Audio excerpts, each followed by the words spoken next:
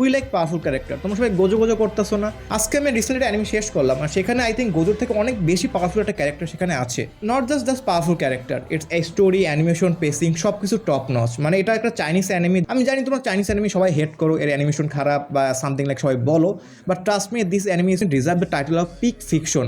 এর সব কিছু পারফেক্ট। তো এটা একটা সুপার হিরো টাইপ অ্যানিমি, যে কিন্তু টিপিক্যাল না, লাইক মাই হিরো একাডেমিয়া না বা মার্ভেল ডিসির মতো সেরকমও না। Completely different, completely unique style একটা তৈরি করছে।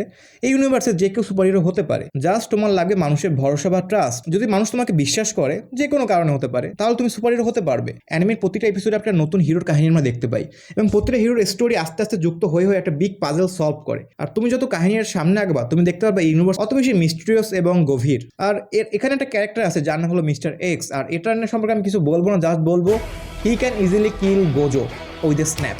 জাস্ট দেখো অ্যানিমেটা, ওকে?